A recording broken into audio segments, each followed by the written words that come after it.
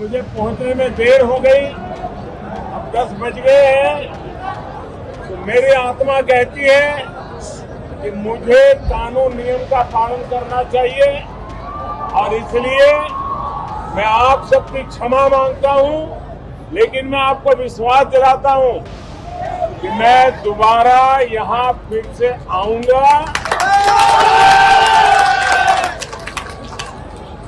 और आपका ये जो प्यार है उसे मैं ब्याज समेत चुकता करूंगा।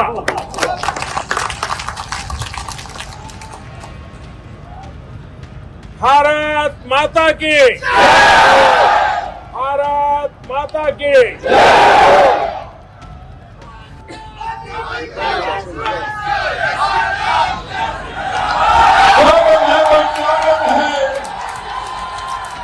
स्वागत है भाई, स्वागत है, स्वागत है भाई, स्वागत है, स्वागत है भाई, स्वागत है, स्वागत है भाई, स्वागत है। मैं फिर लौटूंगा और ब्याज सहित प्यार चुकाऊंगा। जी हाँ, 30 सितंबर 2022 को जब प्रधानमंत्री नरेंद्र मोदी जब माउंट आबू आकर गए तो देर रात होने की वजह से भाषण ही नहीं दे पाए और जाते जाते जनता को उम्मीद बंधा गए मैं फिर आऊंगा। जिसके बाद अब बीजेपी कर्नाटक चुनाव के खत्म होने के बाद राजस्थान में डेरा डालने की तैयारी में है। प्रधानमंत्री नरेंद्र मोदी फिर से सिरोही आ रहे हैं तो 15 मई को गृह मंत्री अमित शाह और रक्षा मंत्री राजनाथ सिंह पूर्व उपराष्ट्रपति भैरव सिंह शेखावत के गांव खाचरियावास आ रहे हैं, जिसे एक बड़ी चुनावी रणभेरी के रूप में देखा जा रहा है। बीजेपी के प्रदेशाध्यक्ष सीपी जोशी सिरोही में तैयारियों का जायजा ले रहे हैं। सब जगह कार्यकर्ताओं का उत्साह देखने को मिल रहा है और कार्यकर्ता संकल्प भी ले रहा है।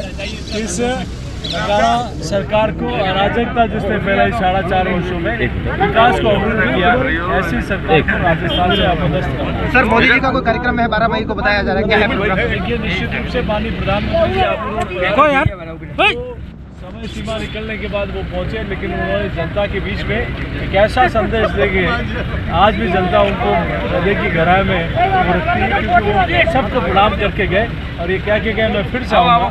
तो उनका समय मिल रहा है तो हम सब लोगों के लिए सौभाग्य की बात। सुरेश में कौन सी जगह पे कार्यक्रम होगा प्रधानमंत्री जी का? देखिए, अब तय करते हैं।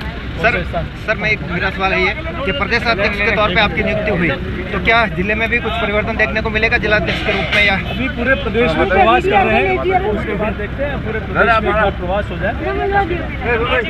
कहा जा रहा है कि वसुंधरा राजे से किनारा करने के बाद बीजेपी अब राजस्थान में बीजेपी के संस्थापक और कद्दावर नेता भैरव सिंह शेखावत के जरिए अपने राजपूत वोट बैंक को और मजबूत बनाएगी।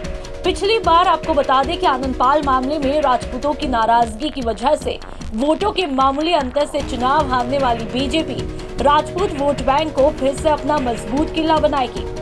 4 बार के राजस्थान के मुख्यमंत्री रहे भैरव सिंह शेखावत राजपूतों के कद्दावर नेता थे और उनकी वजह से राजपूत बीजेपी के कोर वोटर रहे हैं। यहाँ तक कि पूर्व प्रधानमंत्री अटल बिहारी वाजपेयी जी ने जब जाटों को आरक्षण दिया तब भी राजपूत बीजेपी के साथ खड़े रहे, मगर वसुंधरा काल में भैरव सिंह शेखावत और उनके कामकाज की चर्चा की उपेक्षा की वजह उनकी विरासत को विसरा दिया था। भैरव सिंह शेखावत के दामाद नरपत सिंह राजवी को वसुंधरा राजे ने मंत्री भी नहीं बनाया और तब से अब तक दोनों के बीच झगड़ा भी रहा। पिछली बार बीजेपी की हार की एक वजह ये भी मानी गई, मगर इस बार भैरव सिंह शेखावत के गांव में आकर जनसभा कर बीजेपी राजपूत वोट बैंक को फिर से पूरी तरह अपनी तरफ लाना चाहती है। राजस्थान में आपको बता दें राजपूत करीब 14% है, जिनका 60 विधानसभा सीटों पर असर है। जयपुर, जालौर, जैसलमेर, बाड़मेर, कोटा, उदयपुर, चित्तौड़गढ़, अजमेर, नागौर, जोधपुर, राजसमंद, पाली, बीकानेर और भीलवाड़ा जिलों में राजपूत वोट निर्णायक है। बीजेपी के पास केंद्रीय मंत्री गजेंद्र सिंह शेखावत, पूर्व केंद्रीय मंत्री और सांसद राज्यवर्धन सिंह राठौड़, सांसद दिया कुमारी, कोटा की पूर्व महारानी कल्पना राजे जैसे कद्दावर राजपूत नेता है। हाल ही में गुलाब चंद कटारिया को असम के राज्यपाल बनाए जाने के बाद नेता प्रतिपक्ष के पद पर भी राजेंद्र सिंह राठौड़ को बैठाकर बीजेपी ने राजपूतों में बड़ा संदेश दिया है। बीजेपी के राष्ट्रीय अध्यक्ष जेपी नड्डा का भी अगले 2 सप्ताह में कोटा का दौरा प्रस्तावित है। माना जा रहा है कि कर्नाटक चुनाव होते ही बीजेपी के सभी बड़े नेता पूरी तरह राजस्थान में डेरा डालेंगे। ब्यूरो रिपोर्ट, राजस्थान तक।